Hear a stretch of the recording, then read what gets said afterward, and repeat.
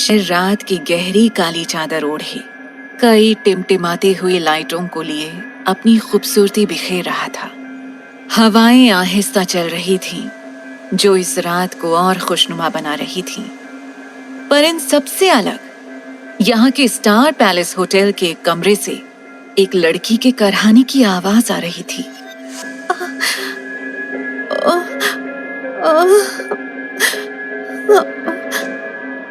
रिधिमा को ऐसा लग रहा था जैसे उसका पूरा चेहरा जल रहा हो। जब उसने अपनी आंखें खोली तब उसने खुद को एक अजीबोगरीब हालत में पाया। वो जमीन पर बैठी बेड के किनारे से टेक लगाई हुई थी। उसके हाथों पर काफी सारे नीले निशान थे और उसके शरीर पर एक भी कपड़ा नहीं था। ये क्या हो रहा है? और मेरा सर इतना भारी क्यों लग रहा है मुझे? रिधिमा कुछ समझ पाई कि वो यहाँ इस हालत में क्या कर रही थी। उसके पहले वहां एक लंबा चौड़ा और एकदम कसे हुए बदन वाला आदमी आया। उसने आकर अचानक ही रिधिमा की तरफ झुककर उसका गला पकड़ लिया, जिससे रिधिमा की सांसें उसके हलक में ही अटक गईं। बताओ, तुम्हें यहाँ किसने भेजा है? तुम मेरा पीछा कब से कर रही हो? रिधिमा के कानों में धीमी लेकिन काफी गुस्से भरी एक अनजान आवाज गूंजी, जिसे सुनकर रिधिमा एक पल के लिए स्तब्ध रह गई। उसने सोचा, ये आदमी कौन है और ये किस बारे में बात कर रहा है? रिधिमा का सर अभी भी काफी भारी था। वो नशे की हालत में थी, लेकिन उसे समझ नहीं आ रहा था कि जब वो शराब को हाथ तक नहीं लगाती तो वो नशे में कैसे हो सकती थी। उसे कुछ भी समझ नहीं आ रहा था कि उसके आसपास क्या हो रहा था। उसने काफी मुश्किल से उस आदमी का गला पकड़ा जो उसके गले को दबा रहा था, और फिर मुश्किल से सांस लेने की कोशिश करते हुए रिधिमा ने उस आदमी से पूछा, छोड़ो, मुझे जाने दो। जवाब दो। मेरे कमरे में इस तरह से ऐसी हालत में घुस आई हो, मतलब साफ है कुछ तो षड्यंत्र रचा है तुमने मेरे खिलाफ। मुझे फंसाना चाहती हो ना? तुम्हारी हिम्मत कैसे हुई मेरे खिलाफ कुछ भी प्लानिंग करने की? हाँ? उस आदमी की आवाज एक बार फिर से रिधिमा के कानों में पड़ी, पर रिधिमा में बिल्कुल भी ताकत नहीं थी, इसीलिए उसने बिना कुछ कहे अपना सर ना में हिला दिया। रिधिमा को लग रहा था कि अब शायद ये आदमी उसे मार ही डालेगा, लेकिन तभी उसने महसूस किया कि उसके गले से उस आदमी का हाथ हट चुका था। रिधिमा मुंह के बल जमीन पर गिर गई और फिर से दर्द से करहाने लगी, लेकिन रिधिमा संभल पाए उसके पहले ही एक बार फिर उस आदमी ने रिधिमा का जबड़ा पकड़ लिया और उसका सिर उठाकर अपनी तरफ किया, और इसलिए अब रिधिमा को उसका चेहरा साफ नजर आ रहा था। रिधिमा ने देखा कि उसके सामने गुस्से से भरा एक काफी हैंडसम सा चेहरा था। भले ही वो सख्ती से पेश आ रहा था, लेकिन फिर भी उसके चेहरे पर एक सच्चाई देखी जा सकती थी। उसकी गहरी नीली आंखें, जिसे देखने भर से ही रिधिमा कांपने लगी थी। उसने आज से पहले कई लोगों को देखा था, पर इस तरह का लंबा कद, कसा हुआ स्ट्रॉन्ग मस्कुलर बदन और हैंडसम चेहरे के कॉम्बिनेशन वाले इंसान को कभी नहीं देखा था। रिधिमा के ऐसे एक्सप्रेशंस को देखकर उस आदमी का चेहरा और भी ज्यादा गहरा गया। तुम गलती से भी ये मत सोचना कि हमारे बीच जो कुछ भी हुआ है उस वजह से कोई भी चीज बदलने वाली है। अगर तुमने आज के बारे में किसी को भी बताने की कोशिश की तो तुम फिर कभी इस दुनिया को देख नहीं पाओगी। इतना कहकर वो आदमी हवा की तेजी से वॉशरूम में चला गया, पर रिधिमा का सर अभी भी घूम रहा था। वो एक अनजान कमरे में थी।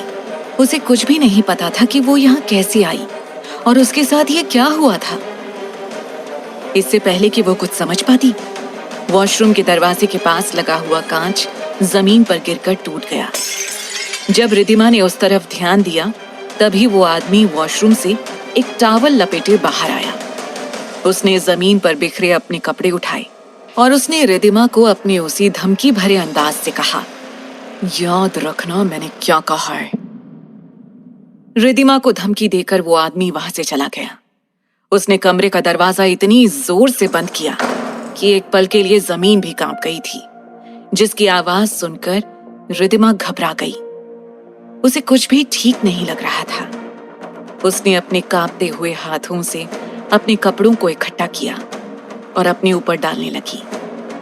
तभी उसके कानों पर एक जानी पहचानी सी आवाज गूंजी। आखिर यहाँ पर हुआ क्या है? क्या ये अंकल की बर्थडे पार्टी की जगह नहीं है?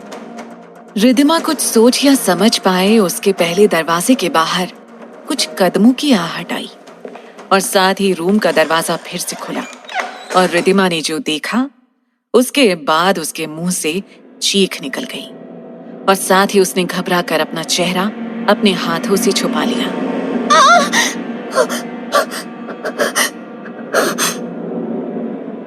अब यहाँ पर तो एक लड़की है।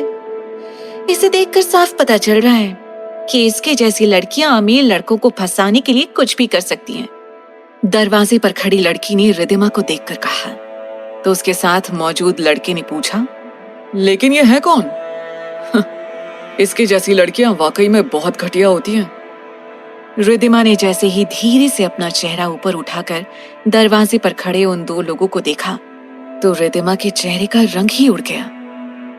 उसके शब्द जैसे उसके गले में अटक से गए और वो धीरे से बोली, विराज, विराज तुम वापस आ गए? तभी रिदिमा ने विराज के बगल में खड़ी लड़की को देखा, जो और कोई नहीं बल्कि रिदिमा की बेस्ट फ्रेंड तृष्णा थी। वो विराज का हाथ पकड़े खड़ी थी। उन दोनों को ऐसे देखकर मानो रिदिमा की पूरी दुनिया एक पल के लिए थम सी गई थी। तभी तृष्णा की नजर बिखरे पड़े बिस्तर पर पड़ी। उसके आसपास काफी सारी ऐसी चीजें पड़ी थीं, जिसे देखकर कोई भी बता सकता था कि वहां क्या हुआ होगा। ये सब देखकर तृष्णा मन ही मन बहुत खुश हुई, पर उसने विराज को ऐसे दिखाने की कोशिश की जैसे वो ये सब देखकर बहुत दुखी हो।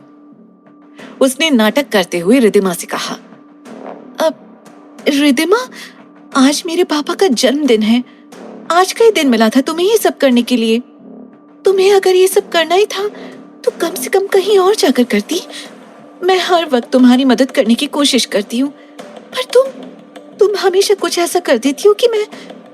तृष्णा विराज के सामने रिदिमा से इस तरह से बात कर रही थी मानो वो विराज को ये जताना चाहती हो कि रिदिमा के लिए ये सब पहली बार नहीं हुआ था और ये सब उसके लिए कोई नई बात नहीं थी। विराज की आंखों में रिदिमा के लिए गुस्सा साफ देखा जा सकता था।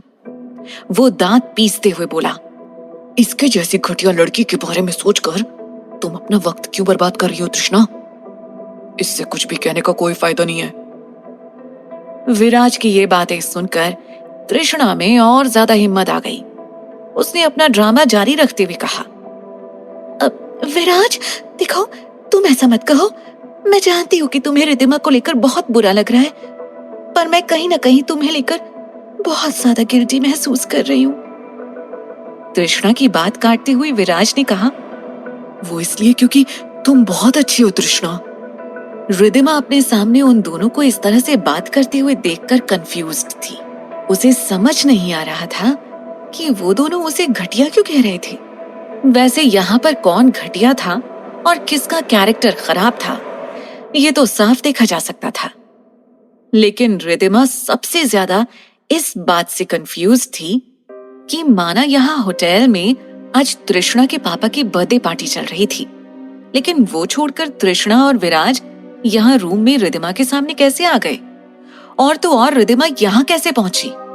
क्या तृष्णा या विराज को पता था कि रिदिमा यहाँ इस रूम में होगी? अगर नहीं तो वो दोनों इतने बड़े होटल में ऐसे ही घूमते हुए यहाँ कमरे में कैसे आ गए? रिदिमा को कुछ समझ नहीं आ रहा था। हालांकि चाहे कुछ भी हो, रिदिमा को ऐसे शब्दों की उम्मीद एटलीस्ट उस इंसान से नहीं थी जिससे उसने कभी प्यार किया था, और वो इंसान था विराज, जो 3 साल पहले शादी के वक्त रिदिमा को अकेला छोड़कर कहीं चला गया था। उसने पीछे मुड़कर उसे एक बार भी नहीं देखा था और पूरी दुनिया के सामने रिदिमा का मजाक बना दिया था। लेकिन फिर भी रिदिमा ने आज तक उसका इंतजार किया था। सही कहा, घटिया लोगों के साथ एक छत के नीचे रहना मुश्किल होता है। हाँ। रिद्धिमा ने अपने कपड़े उठाए और उन दोनों को धक्का देकर वॉशरूम के अंदर चली गई। इसी उधेड़-बुन में रिद्धिमा को ये तक याद नहीं रहा कि वो अपने घर कैसे पहुंची। पर जब वो घर पहुंची तब वो बिना किसी से कोई बात किए सीधा अपने कमरे का दरवाजा बंद करके रोने लग गई।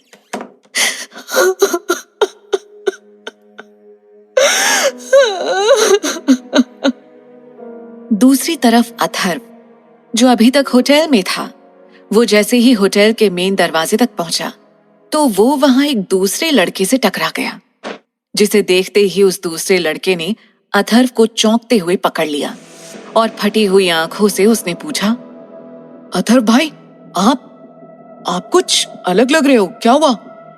अथर्व के सामने खड़ा उसका दोस्त कम छोटा भाई ईशान उसे ऐसे देख रहा था जैसे उसने किसी भूत को देख लिया हो।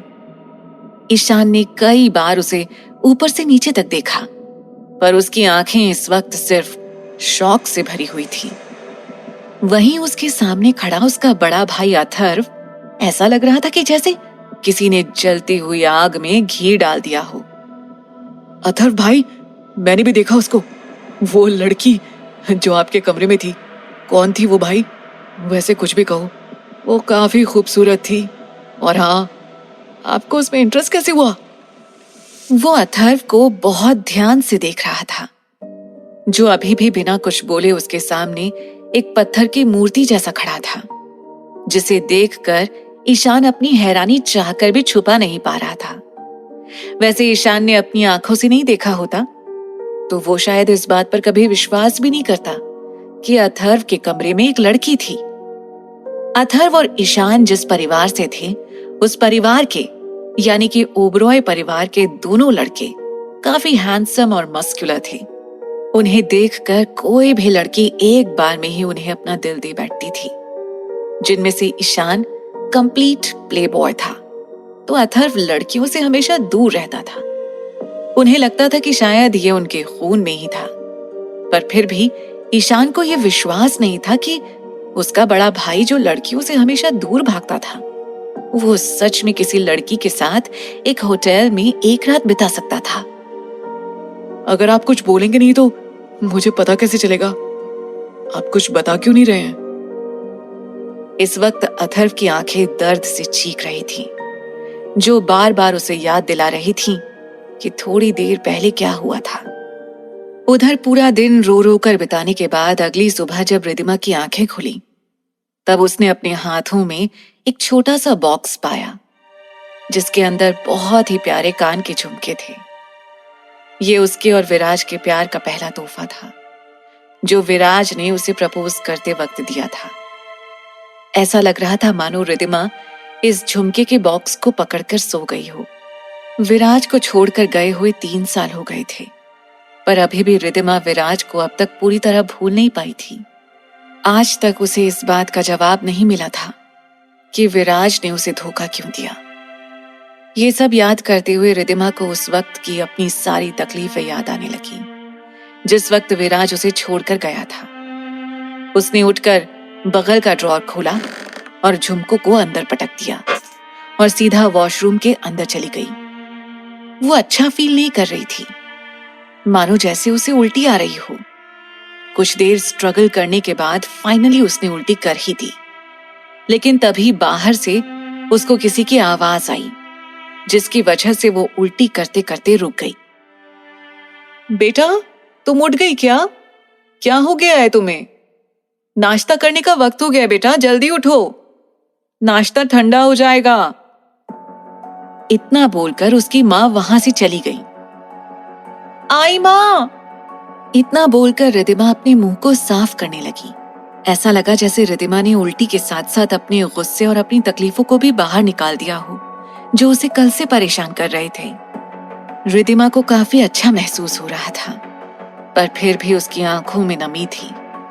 वो कल रात के बाद आज काफी देर से उठी थी, पर कल रात उसने जो कुछ भी किया था या उससे जो कुछ भी हुआ था, उसके बारे में सोचकर उसे खुद से नफरत होने लगी थी। रिद्धिमा के साथ आखिर कल रात क्या हुआ था?